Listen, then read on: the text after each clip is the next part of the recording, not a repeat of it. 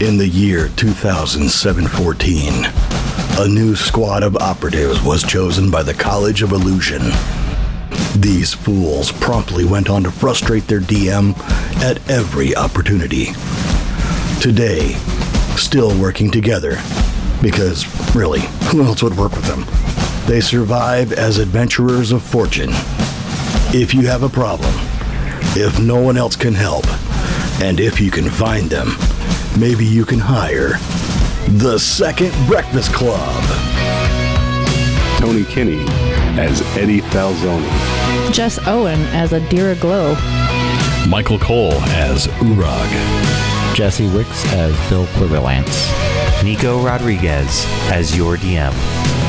Welcome back to the continuing tales of A Fool's Quest.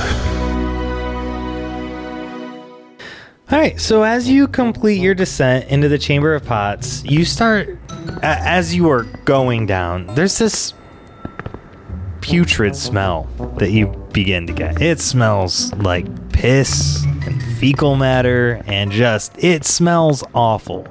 But you don't see anything. The walls are just made of stone. There's a couple spots where you could put like a torch into the stairwell, but there's no torches there. But you've got your lantern.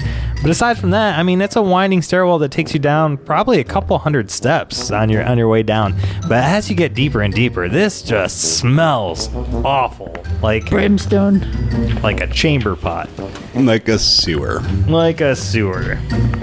And you start to get to the bottom, and it starts getting overwhelming. So overwhelming.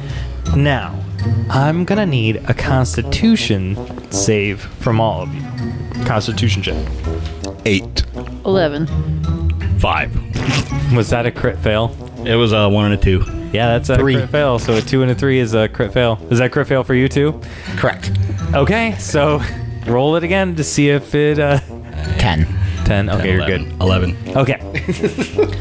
So you get down there, and it is, I mean, Uorag, you're still in your weasel form. It is awful. Like, your senses are heightened. You smell better as a weasel, and it just smells terrible. You and Bill being the upstanding high-class citizen he is, this smell is making you both nauseous, like unbearably. Your eyes are watering. You're having a hard time focusing. You're getting that bile in the back of your mouth. Awful, awful, distracting. Giant weasel off to the side looked like he's trying to cough up a hairball. Prince of the Land of Stench. I'm going to yank out my halfling pipe leaf and put it in front of my nose and tie it on. Oh no. Yeah, I'm going to cast Minor Illusion to make the smell of, I don't know, lilacs or onions or something better. Fresh cut grass. Oh, is it like when somebody puts like perfume over a bad smell, so then you're just adding to it? Yeah. Shitpourri. All right, so yeah, you cast that. Does it get rid of the bad smell? Legit, I'll let it. Like, I'm okay with it. I like it. No, but- it just smells like, mango and shit. All right, so there's this small little cloud surrounding you all of illusion magic to make it smell like Bacon. to bacon. Smell bad.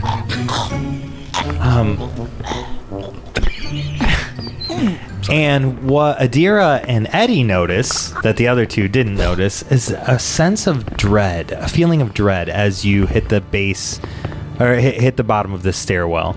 And then you come out into what appears to be a wide open cavernous area.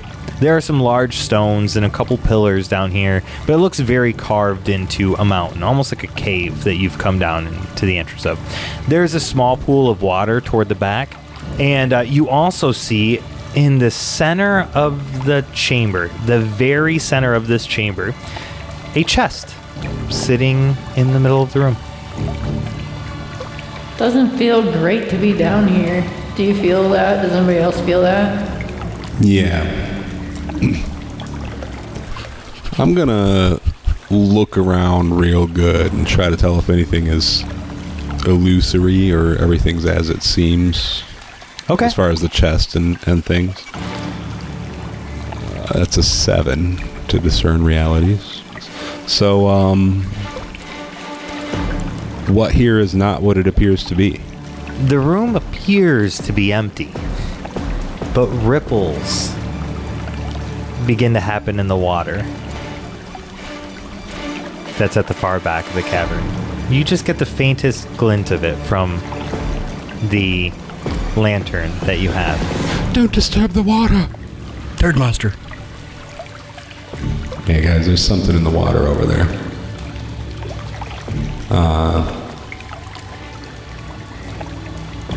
Adira, are you still here? I'm still here. All right.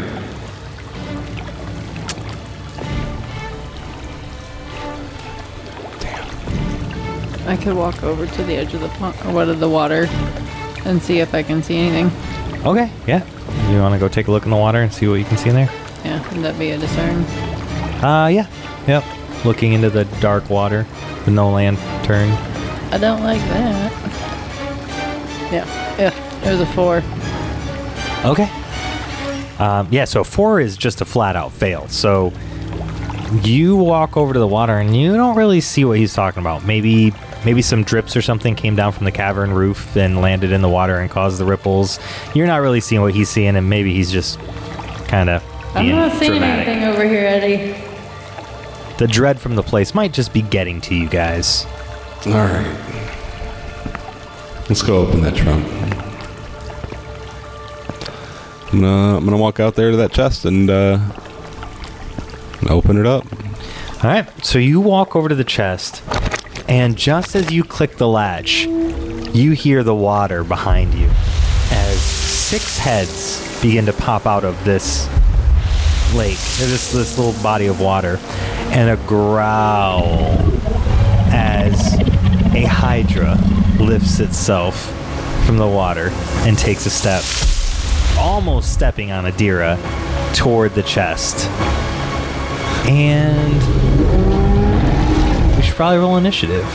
Suppose so. 8. 8. I have a roll off. 13. Oh my god, 8. 11. 11. 11. No, I'm just kidding. 4. 7. 6. All right, so Adira, after you check the lake, or the pond of water in this cavern, Eddie walks over to open up the chest. He unlatches the latch, and behind you, you're invisible to everyone, but you turn to watch Eddie unlatch this latch. And behind you rises this hydra with 6 heads, and it stomps down right immediately next to you as it charges forward toward Eddie. And we are in combat. Oh, I forgot. And so charging forward toward Eddie is going to be the Hydra's initial turn. It is not going to spit or do anything like that. Eek. And who went first? Bill. Bill, you go first. Oh, it was Bill. Bill, Uorag, Eddie, me. I'm gonna attempt to use my bardic lore. So when I first encounter an important creature, location, or item, covered by my bardic lore, so it would be Legends of Hero Past. So I guess it doesn't give me a roll or anything though. Is there anything about this I would know from any of the legends I had studied? Spout lore. It's a bardic lore. Oh, bardic lore. Yeah. And it doesn't make you do a thing, huh? It says, covered by your bardic lore, you can ask the GM any one question about it. The GM will answer truthfully. May then ask you what tale, song, or legend you heard that information in. Okay, so you would ask me one thing specifically about this. Yeah, okay. So, I guess I can see already that it's a Hydra. I guess that's what I was going to ask. Do I know... or would I just use spout lore, I guess, if I was just trying to get a general sense of, like, what it is? I mean, you would see that it's a Hydra. And you would see that it only has 6 heads, and so it's got 3 stumps. And it looks like it's missing 3 of them already. Okay. And so if you want to do spout lore, you can roll spout lore, or if you want to do bardic lore because you have one specific question you want to ask, I will answer it. I don't have a specific question. I don't think 'cause I don't know what I don't know. So I'm gonna do the spout lore, I guess. Plus intelligence. It's a 10 plus. Yeah, just 10. Yeah. It's 10 plus your intelligence. Yeah. You're right. It's just 10 for me. So the GM will tell you something interesting and useful about the subject relevant to your situation. Spout lore. Okay. I did note for this. All right. So on a successful spout lore for the Hydra, you know from looking at this spout lore, or from looking at this Hydra, from the stories that you've read while doing your bardic studies and trainings and all the books that you've really gotten into, almost all of the legends that have anything about Hydra in it, the hero has either burned it alive completely, which is seemingly going to be difficult in a cavern like this, or they have stabbed it through its heart to kill it. So, from your stories, those are the two ways. Like, and when I mean burn it completely, I mean they trapped it in a barn and burned the entire barn down with it inside. Not just like tossed a fireball at it. But yeah, they've done that. Or they've stabbed it through the heart. Alright, I'm gonna shout for Adira and just, Adira, you have to take out its heart? Just cut it out real quick, please. Thank you. Thank you. You're great. And I'm gonna, like, as I'm saying it, I'm gonna be getting my symbols out. How long am I freaking invisible for? Until you break out, until you do something to come out of it. Like an attack or an action of some sort. An action, an attack, or something like hits you that you, like what happened with. Yeah. Something to draw attention to yourself. Yep. Oh, I guess I'm the GM. Well done! It's Uorag's turn after Bill. Okay. Is it still like within the pool of stuff, or is you said it stepped out? Yeah, it stepped out and it started. It's charging. It charged past Adira and it is heading directly toward Eddie and the chest. Has it charged past me, Or or is it like right on top of me? it is. It was on the opposite side of you, so it's not past you yet. Okay. So Eddie is between the Hydra and myself. Correct. Okay. So I will move up toward Eddie to help defend him, and go like full mongoose mode with the back end chittering around and bouncing around, like fighting. I'm gonna go fight some snakes. Ricky Ticky Tabby. Yeah. So you're a little weasel getting ready to. Let's do this. Okay, in defensive, like a defensive attack mode. Yeah. Are you wanting to use the defendability? Yes. All right. So you stand in a defensive of a person, item, or location. Under attack, roll plus con. So on a 10 plus, hold 3. As long as you stand in defense, when you or the thing you defend is attacked, you may spend the hold plus 1 for 1 to And choose an one option. of those options. Yep. Cool. Okay. Interesting. That's a cool. 7. All right. So I got 1 hold. Yep, you get 1 hold. So you'll be able to do one of those things when it comes in attacks. All right, Eddie. Gosh. I'm going to cast Silent Image. So it's not to me yet, right? No, not yet. All right. Yeah, I'm going to cast Silent Image of just a big bonfire right in front of it. Okay. So what do you have to do for that? I pull out a cigarette and light it with a match and then flick it at him. Okay. Awesome. And 8, 9, so I'm going to forget the spell after that. You flick your cigarette at it, lands right in front of it, and a giant bonfire shoots up into existence. And it stops in its tracks and rears back. And then it is Adira's turn, right? So, question. Did we heal between the food fight and Yes. now? Okay. Yeah, you had Good. temporary hit points that took you back up to normal. Okay. Then You're I'm not- fine. When it reared back like What am I- that, did we notice anything about the heart area? It's got thick scales covering its chest where you assume a heart would be.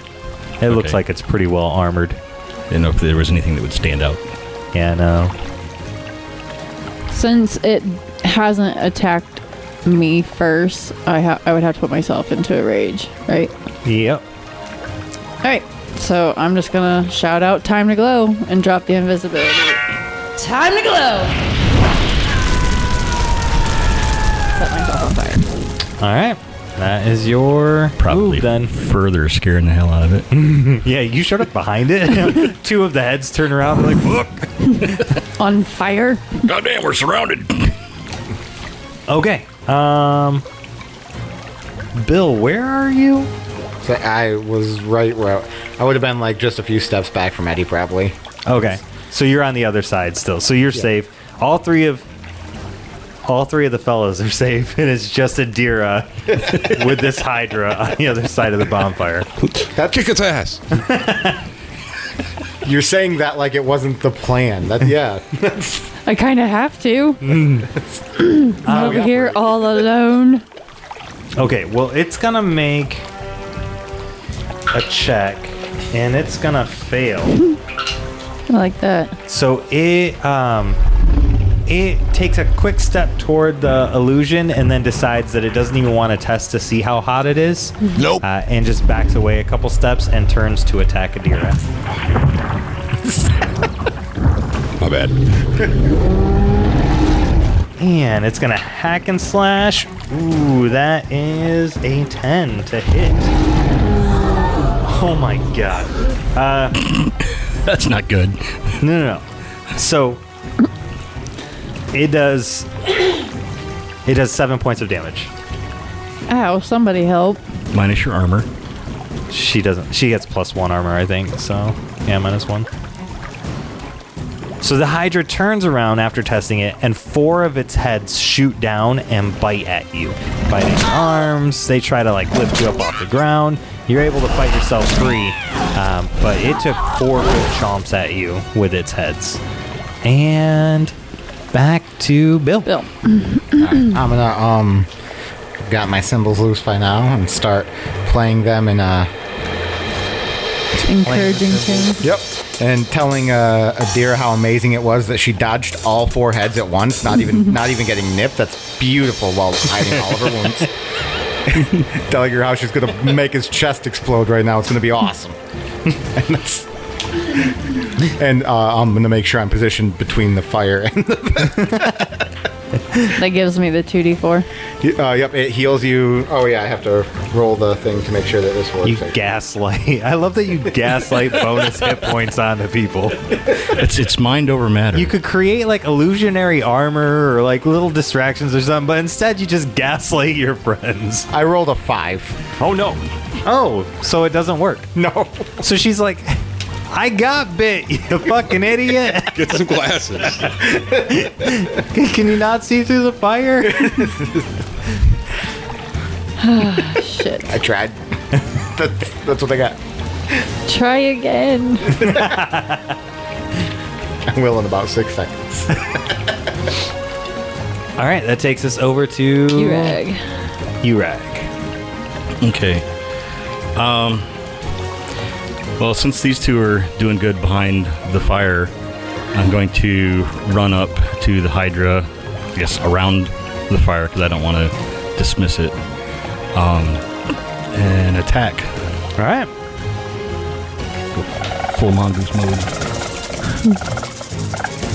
Oh, 11. And 11's a crit. Actually, 11, 12.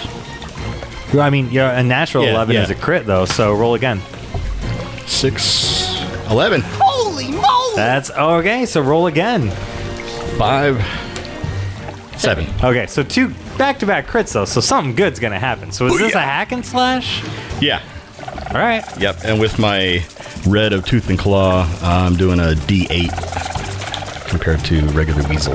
Okay, so we're going to do max damage for the crit. Okay. So that's 8 plus strength, so 9. 9. Okay. Wow. All right. No, it's got 2 armor.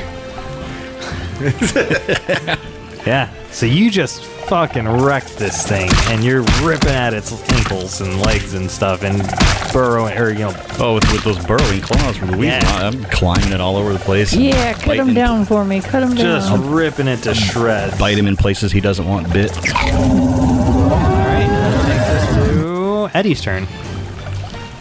Oh, nuts. I think I just bit those. I'm going to open the chests the rest of the way. And make sure what we're looking for is even in there. Okay. We'll be right back after these messages.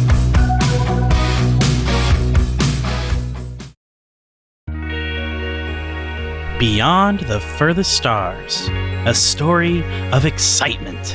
And then I ride a missile back. You're gonna bullet bill your way to the shuttle? Yes. Within these audio files, you'll find creatures that terrify you. Oh, I see you are still angry. Shall I reinitiate the nerve gas? What the? And some characters that may or may not leave you scratching your head in confusion. Ollie is going to short out a little bit and say, "Hey, I'm nobody's messenger boy, all right? I'm a delivery boy," and then explode violently. Blast off with us beyond the furthest stars at oneuppodcast.com on the 1st and 15th of every month, or search for Beyond the Furthest Stars wherever you get your podcasts. Thank you so much for listening. And now let's get back to the fun.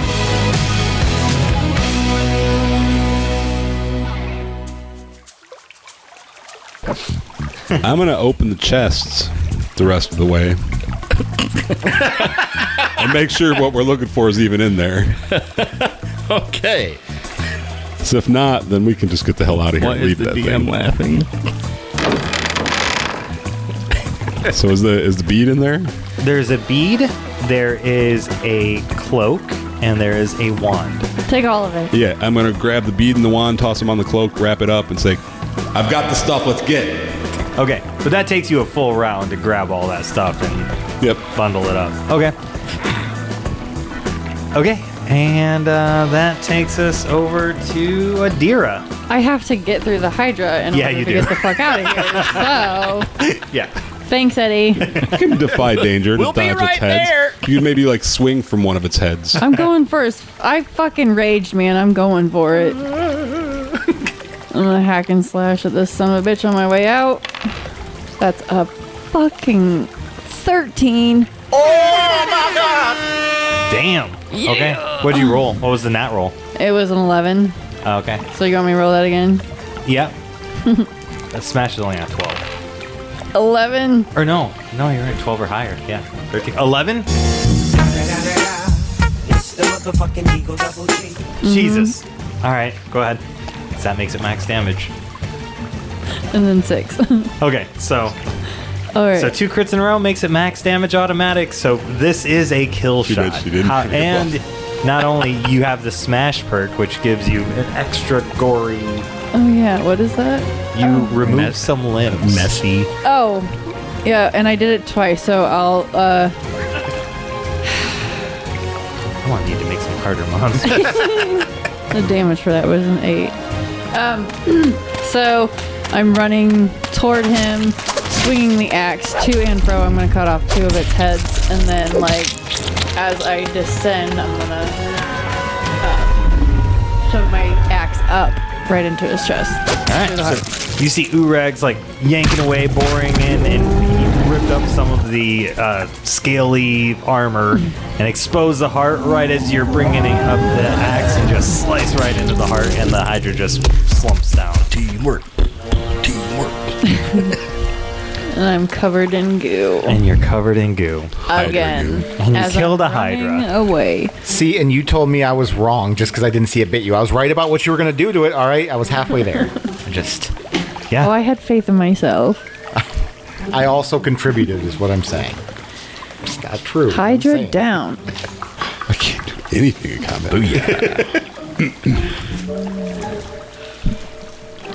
So we got the stuff. We should probably get out. All right. Yeah. Yeah, let's Heading back toward Eddie, I want to stop and look inside the chest myself. Okay. Do a quick tap around and see if there's anything inside the chest. Okay. Give it a quick discern reality. 3, 4, 7 plus intelligence. Okay, so that's a 6. So yeah, you knock around and you don't really hear any hollow spots or any trapdoors or anything like that. Sounds good. Tip it over. Yeah, you tip it over and it doesn't do anything. Or nothing under it. And then head back over to Eddie. All right, I'm gonna hand Uorag the bead. Here, put that with the other ones. We'll take it to Dean in the morning. Okay, I'll have to come out of weasel form. Oh yeah, never mind. I got it. Oh, okay. Set up. Put the stone in with the pouch that I had worn around my neck. Tucked back in the armor. And I think I'll go cat. Okay. So you turn into a kitty cat with antlers. Another big cat, like a bobcat size. All right. Bobcat with antlers. All right. And part of an ear missing. Yep. Yeah. Part of your ear is missing. All right. So you do that, and then No more diesel weasel. what do you guys do? Oh, make your roll to see what moves you have in cat form. 1. In All addition to whatever the GM says. right. I mean, you just have your. Yeah. Yeah. So it's like the one time where I had a move, but I couldn't speak. Yeah. Yeah. Yeah. Yeah. No, I think just as a cat, you're good, but you're big and bulky, and you're not going to be able to sneak through the house like you did before. Fair. Yeah. All right. So you guys are. You're done here. Out of the cave. Yeah. We're gonna head back up the stairs and Chamber, I guess. just. I mean, we just won. Yeah, what are we supposed to do with the beads now? We gotta take them to Dean Smelding. Why don't we check it out first? Make sure it's the bead we're looking for. It's a good idea. It's part of your catness now. Yes. Well, I think we'd go back to the hideout and head back to the house. I also so I can heal. also snagged a wand and a cloak here, and I don't know what they do yet, but probably something being down there guarded by a hydra. So let's go back and I'll take a look at those too. Or Bill, you think you can tell anything on them? You ever heard of these? Look at them. I don't know. Would that be a spout lore? No? Probably be a spout lore. I think we did spout lore. If you're not because you're not enchanters, though, it's a -2 to your roll. Okay. Spout. Oh, it's plus intelligence. All right. So which one first? I will do the wand first. Okay. So you guys get back to your room. Are you doing anything sneaky to get out of the house, or are you just walking right out the house? Walking right out the house. They already know something's going on. He's probably still spouting off about the bathroom or something. So you guys walk through the house. People definitely notice you, but no one stops you. And you don't see any of the actual potters. You just see the kids who live here in this house. No one stops you. You guys are upperclassmen as far as they're concerned. But there is no secret as to what happened. And you do notice a few kids go running off up the floating stairwells to assumedly tell the potters that you guys were here. And you make it out the door and easily head back to your house with no issues. Yeah. Yet. So I got a 6 on that roll. For which one? For the I did the wand first. The wand. Yeah. Okay. Yeah. It's a stick. So I can do the other one, I suppose. That's a 7. A 7 is a success. What's the spout lore say? What's the thing for that? 7 through 9, the GM will only tell you something interesting. It's on you to make it useful. Right. The cloak is a magic cloak, and it's got a tag on the back of it that says it comes from one of the magic illusion shops here in town. An old magic illusion magic shop that's here that has enchanted goods. Again, these were created at a time when the illusionists work well with the enchanters, and so they might have worked to enchant these things together. But you do recognize this specific enchanting house always has like a weird quirk to their items. So it'll have an activation word to activate it. You or someone could pair up with this device, as essentially attuning it to yourself by wearing it for a little while and growing into it. You know, you grow into each other, you and the cloak, and then yeah, it'll unlock what it can do, and then you'll be able to set a magic word to activate it or deactivate it. So I'm gonna communicate that to Eddie. Some kind of magic pairing, but they always have some kind of weird quirk. I don't know if we want to try and have somebody attuned to it and figure it out that way, or if we want to go maybe talk to the shop owners before we try it out. So, I mean, it's not my color. well, everything's my color. Yeah. Let's try it on, Bill. I'm gonna wear the cloak. Wait, does it match with my current outfit though? You know, the cloak is kind of gaudy looking. Yeah, that's perfect. Yep. So it matches perfect. I'm gonna wear it. All right. So you throw it on. Are you guys going to the Dean tonight? Are you sleeping here? I think we're gonna go back to the house. We'll take the bead and the wand down to the place of power there, and we'll see what we can find out about them. Okay. So you go down to your little sanctum area. Yeah. All right. Which again, like an old noir detective agency, you've got 4 desks there that are all your own little spaces, and then shelves around the thing with different magic items and trinkets and baubles and reagents that you can use to make your spells work. And what do you do to figure these things out? I'm going to use my bag of books and spout lore. That's 8 plus 2, but minus 2. So that's a 9. Okay. For the wand. Okay. So for the wand... Oh, so... Because you're spouting lore, don't you also have a perk that gives you a bonus if you know, if nobody else knows? Oh, I sure do. I get +1, so that's a 10. There you go. This is a wand of double vision. It holds 3 charges and can recharge 1d4 minus 1 charges per day. If an illusionist is casting an illusion and activates this wand at the same time, it creates a second illusion and gives a +1 to the spell casting roll. 1d4 has how many charges? It has 3 charges right now. It can hold up to 3 charges. And then it recharges a charge of 1d4 minus 1 every day. All right, I'm going to hold on to this wand, I think. Seems like it's come real handy. Before we turn these in, should you try and dispel the beam just to make sure that we didn't... Yeah, for the bead, I want to try to discern realities on that guy. Okay. Compare it to the other 2, make sure it's the same size, texture, smell, whatever. And that's going to be a 12. Okay, wow. Whoa, hell yeah. Yeah, this is definitely the right bead. All right. Nice. You have all 3 of the beads. We've got all the beads. I think they'll probably try and stop us on our way back, yeah? Perhaps we should see the Dean quickly. Yeah. Well, I was going to say, maybe Uorag should try taking flight. That way, if they try and stop us, he can continue on without us, right? Call for the Dean to come to us. I'm going to clear off my little ritual area. And I'm going to put together a ritual with, I got a little vial of like glitter. Most of my ingredients come from craft stores. Okay. Hobby stores? Yeah, hobby stores.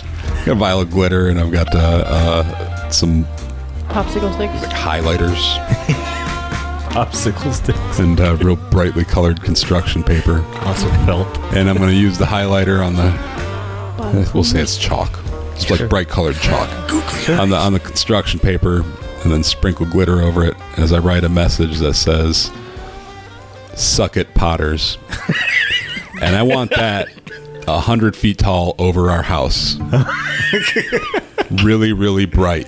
All right, so 100 feet tall, Sparkly. really bright. You're making a static, stationary, inanimate object, so that's fine. That'll be easy. But because it's so big, it takes about 5 minutes to do this whole ritual. That's cool. About 5 or 6 minutes, while your friends are just sitting around watching you play with arts and crafts. And once it's complete, it flies up above your house for the entire town to see. It's dark, but this kind of turns into glittery neon, Huge, sparkly, glowing letters. Yeah, everyone can see it. There are 2 giant spotlights, like Batman style, Gotham City style spotlights, teetering back and forth like windshield wipers, shining at it.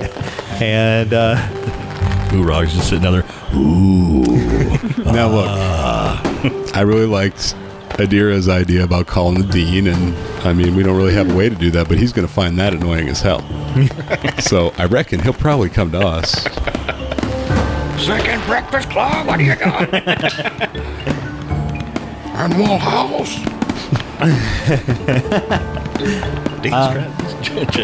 Chairman, Dan Vitamin. He's probably going to put us in double secret probation.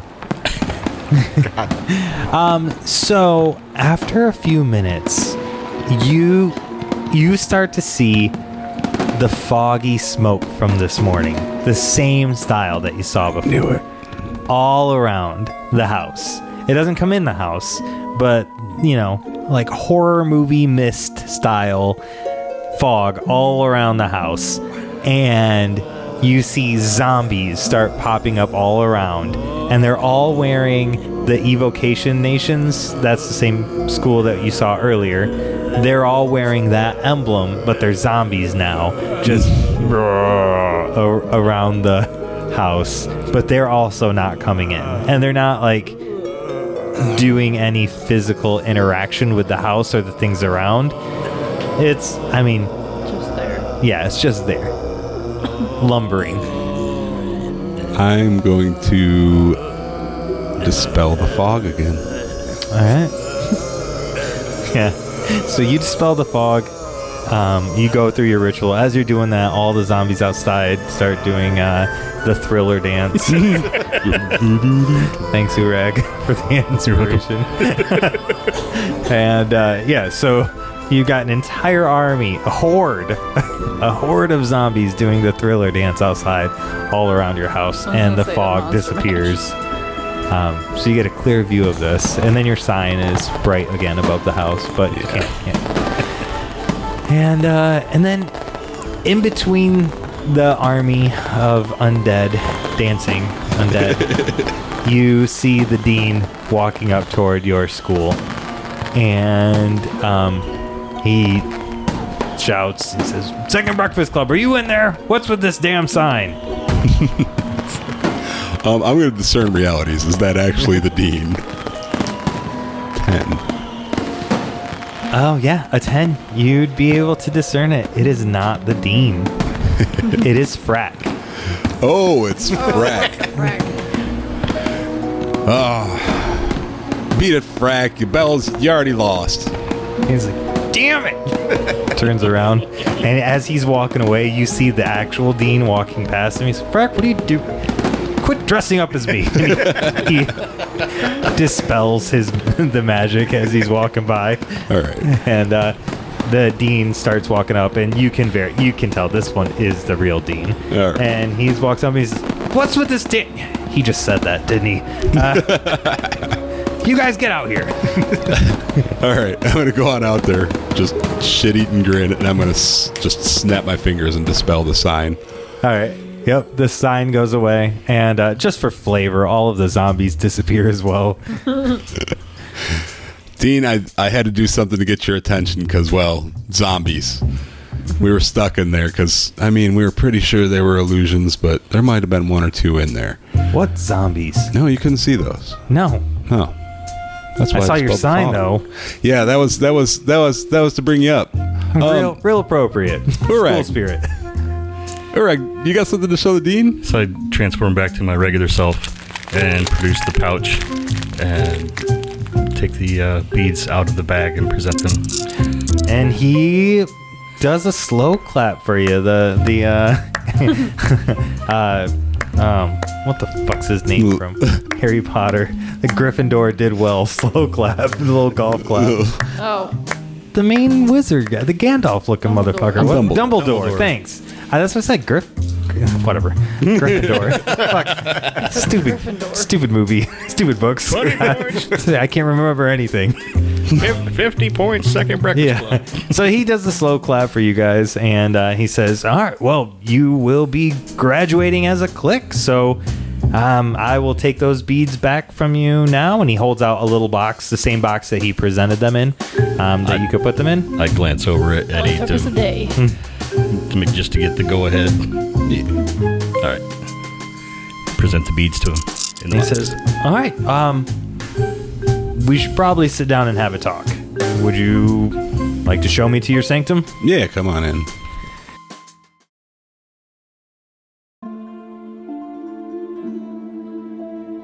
On a more serious note, there are two types of magic items in the world of Euphrae. Those that predate the age of academics, and those that were made during the current age. Because only enchanters can enchant magic items, most magic items that have been crafted during the age of academics only hold enchantment spells. There are several types of items in circulation, and many of them can be used by casters from any school of magic. Some of the most common magic items include trinkets such as a clock that has been enchanted with a sleep spell, and when activated, will put an individual immediately to sleep. This is great for those spellcasters that struggle with insomnia.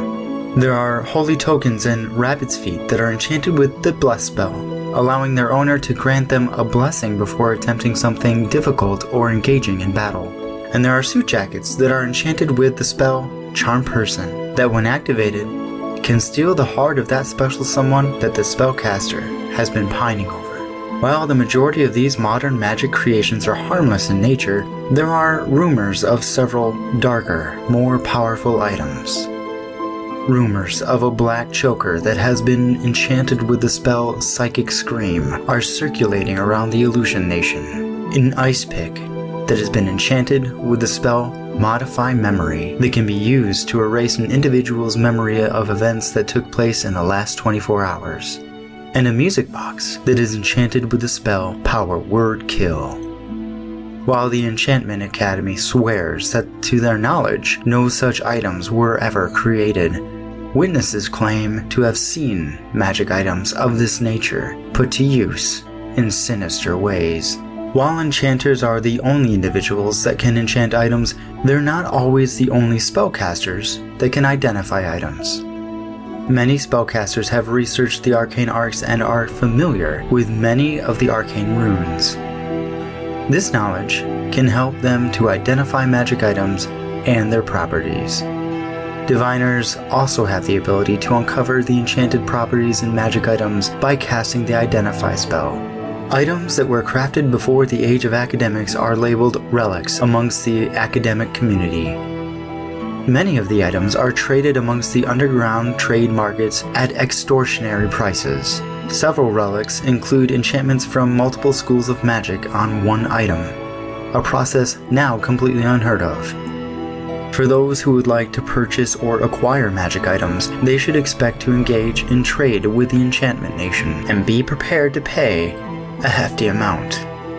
Thank you for listening, and I hope that you enjoyed this small piece of lore. If you would like more tidbits, or maybe to see maps or to talk to the cast and crew, Be sure to follow us on our social media or join our Discord. All of those links and more can be found at www.afoolsquest.com. Thank you.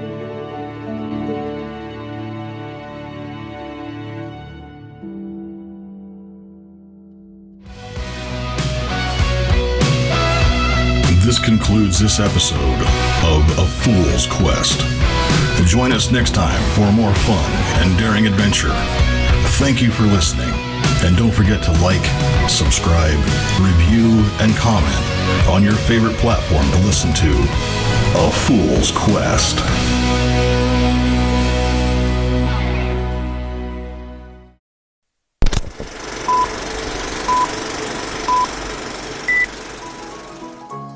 So my hit points would be 26. I just wanted to make sure because my hit points say I'm at 5. Your hit points are normally 26? No, I mean they are now, aren't they? Weren't they 25? Would this be something that I could study its essence and possibly spend Was it your con mod, or I thought it was your con score? It says plus Constitution. I think it's the score. I mean, I will say this Hydra's health pool is only 16. That's mine. It's the So you score think it's for hit points? Yeah. Yeah, it's a score. It specifically says the score. I'm pretty sure. Does it? Yep. It says max 8 plus Constitution. Your max, See, it's your 6 max plus- HP is 6 plus con. Yeah, it says Constitution score. So I would be 20. So yeah. Okay. Oh, yeah. So it has only 16 hit points. It's a fucking Hydra. It's got the same health pool as the wizard. You know what I mean? Like, But how much damage can it do? I mean, if it doesn't get a turn, none. Because it doesn't have any hit points. Has it got armor, though? 2. Oh, that's not enough. Yeah. Aw, poor Hydra. But it gets Is the it- counter attack. Does it like regen? Shut up, there's going to be like 3 more in a minute. All right.